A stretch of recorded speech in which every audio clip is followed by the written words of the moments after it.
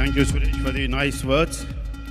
Are you all ready for the first session of Catalyst? So what better topic it could be to kick off this session other than real estate? So we all know, even though we come from different sectors, that real estate is the one major avenue for wealth creation. If you look at the statistics at present, it contributes 8% of the GDP, and currently it is about 0.34 trillion market size. But irrespective of whatever sector you are, if you look at the major industrial houses, be it Tatas, Adanis, Mahindras, Reliance, everybody has a major presence in real estate.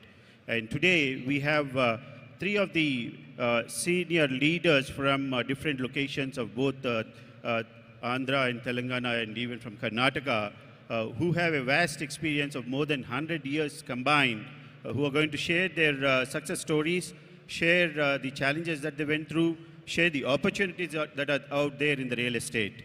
Now, without wasting much time, I would like to start with Umesh Garu. You have heard that he's from the Indian Civil Services with more than 23 years experience, and yet leaving such an illustrious career, he moved to real estate. Sir, we would like to know what is the reason you left such a promising career and started real estate as your business. And I see that you brought your son, son-in-law, and the entire family also to get involved in the real estate.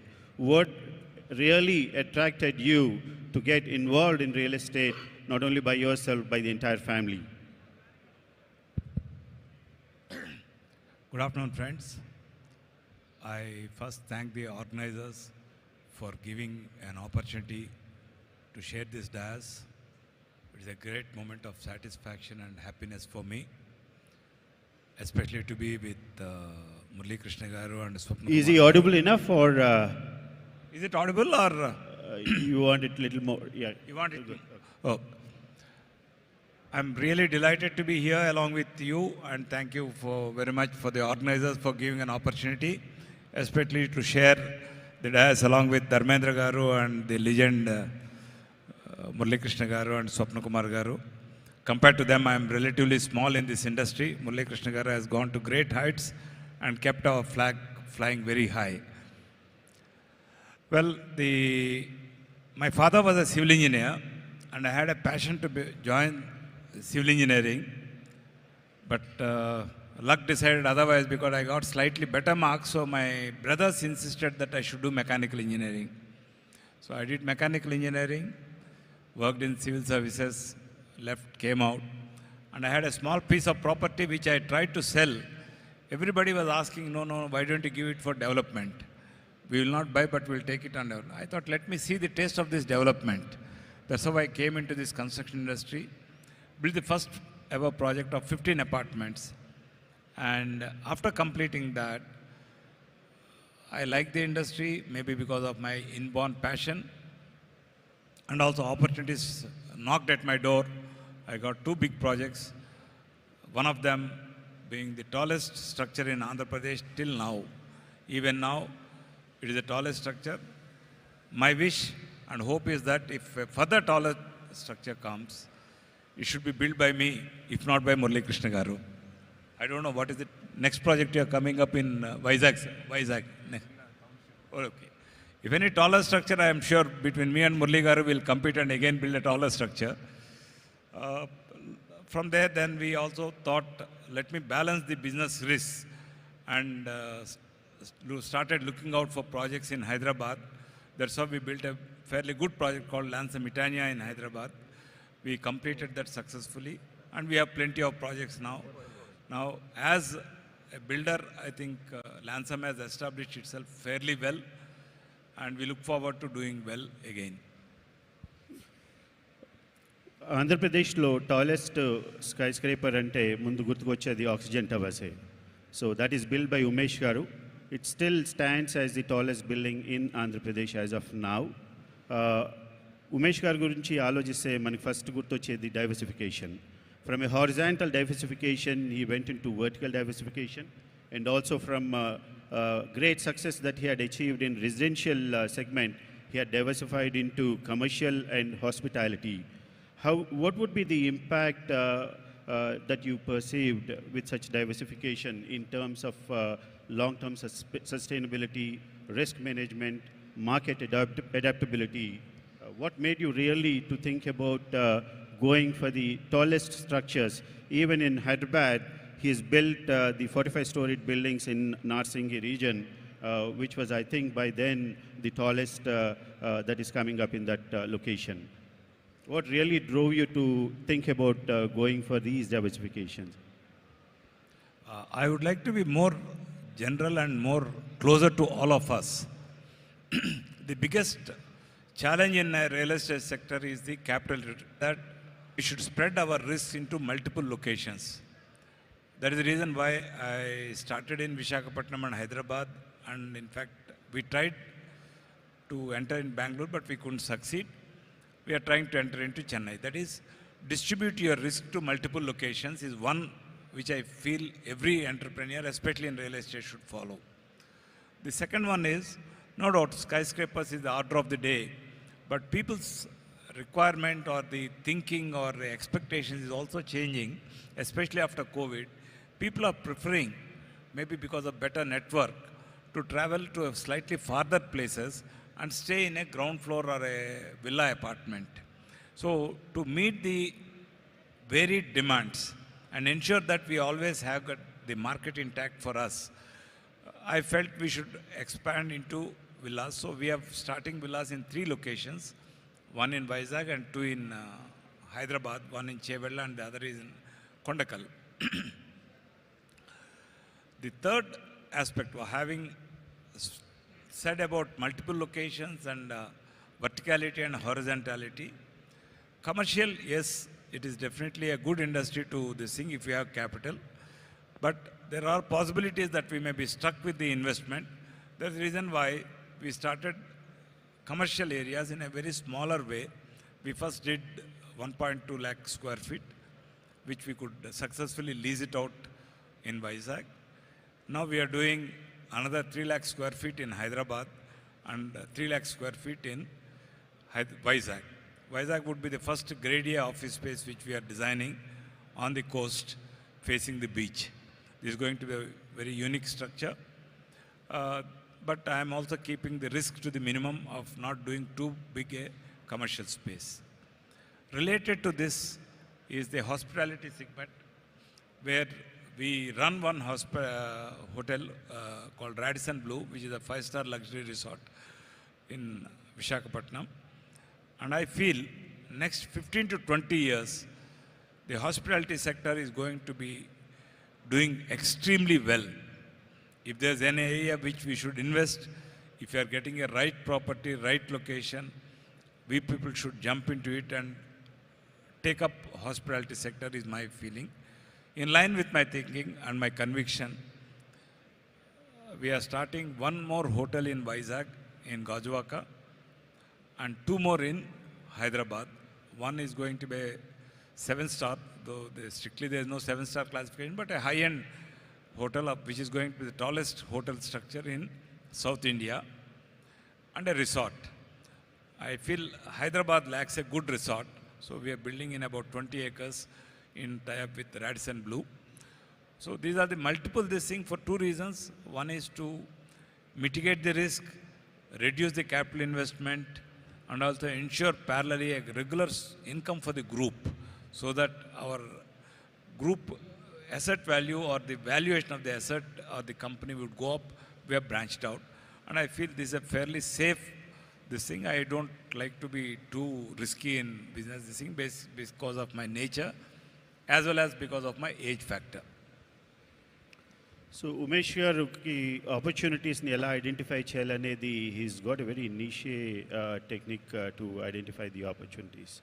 వైజాగ్లో మనందరం గర్వపడే విధంగా Radisson Blu అనే ఒక హోటల్ని he was able to start from a location where there were several challenges and many players were not able to really kick off that project. Real estate చూస్తే మనకి రకరకాల ఆపర్చునిటీస్ ఉన్నాయి, రకరకాల సెగ్మెంట్స్ ఉన్నాయి. Be affordable housing కానీ, commercial spacing కానీ. Now global capability centers is one big thing that is really leasing out in big numbers. Then we have logistics, we have warehousing with the REITs and SM REITs that are also coming up to India. Several opportunities are opening up. ఇన్ని different ఆపర్చునిటీస్లో మీరు young entrepreneurs కానీ, existing developers కానీ, ఏ ఆపర్చునిటీస్లో ఎలాంటి returns ఉంటాయి and challenges ఉంటాయి, వేటిల్ని మీరు suggest చేస్తారు? I personally feel every line or any industry you take has got good returns. And if you are not very greedy or very ambitious, I feel the returns will be better. We should always be conservative in our outlook. And when it is required, definitely we should take the risk. More than that, we should be hardworking and committed. At this point of time, I would say, in the next 2 decades, hospitality sector will do very well is my assessment, rather than the real estate. Okay. Now, where there is opportunity, there are also challenges. Higher the returns, the higher the challenges. Real estate చూసుకుంటే workforce availability is one major challenge. And also, unlike other sectors, constantly rising costs, be it on the material, be it on the labor cost. Apart from these, we have very tough regulatory requirements. Now with the RERA and the highest GST rates on real estate products, it is becoming increasingly difficult to ascertain the cost of the project, especially due to the fact that most of these projects, the large ones, they take anywhere between 3 to 5 years. It's a big challenge to estimate what would be your cost of construction at the end of 3 to 5 years when things are changing day by day with respect to the cost and also funding requirements. Real estate is not recognized as an industry, and majority of the nationalized banks do not fund for purchase of the lands or the upfront capital investment costs. So that puts a big gray area about how you raise funds for the project. With all these challenges, what would be your advice to the existing developers, how to navigate through these challenges and yet survive, grow and establish themselves, like you are called the South India Tiger during your services. Now you are gradually shaping up as the South India Tiger in the real estate arena also. So having achieved such successes, what would be your advice to the young and enterprising people from our community? Every tiger loses its teeth with age. I become 68, so I really don't know whether I have teeth or not. The fundamental question which Mr. Dharmendra has raised is how do we meet the cash flow needs of the real estate industry? If you take the motive of APTA, which says that connect, collaborate and create, I don't think there's any other industry which aptly needs these 3 qualities. First is connect. A builder should be able to connect to the place and also connect to the customers. This is a must, first and foremost point for a builder to have. Then collaborate. Collaboration, my limited understanding is that we should align our interests with the interests of the customer, with the needs of this location. There is no point in building a 6,000 square feet apartment if the location needs only 1,500 square feet apartment. So that's where if you are able to collaborate with the needs of this location, the expectations of the customers and our expectation of doing a project, getting money is a relatively lesser important issue is what I personally feel. And with this creation and collaboration and connecting the people, you create an asset. Automatically the funds will come. If you don't have money, there's a piece of land, you can always connect the people, collaborate with them and ask them to buy the land and give it on development to us. And I'm sure if your intentions are honest, people will come together, they'll buy. కూడా రాదు. So land కొని మనం project చేయాలి అంటే there are limitations. So అలాంటి లిమిటేషన్స్ని ఏ రకంగా అధిగమించవచ్చు, ఏ రకంగా మనము కస్టమర్స్ని కనెక్ట్ అయ్యి వాళ్ళతో కొలాబరేట్ అయ్యి వాళ్ళతోటి ల్యాండ్ కొనిపించి with a different kind of an arrangement instead of going for a typical or a traditional joint development scheme, how you could still do big volumes in real estate without raising all the capital by yourself. దానికి చాలా చక్కటి ఉదాహరణ ఉమేష్ గారు మనందరికీ explain చేశారు.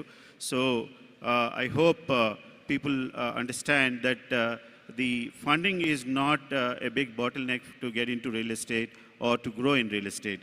It is just that you have to tap your inherent skills in trying to connect, collaborate, and then creating those opportunities for yourself. Very well said, Umesh Garu. Now, the other virtue with which he does his real estate business is the community involvement and the quality craftsmanship. Most of us, in almost all the 100% of the brochures you see, everybody saying the same thing: quality craftsmanship and community or customer satisfaction, community involvement.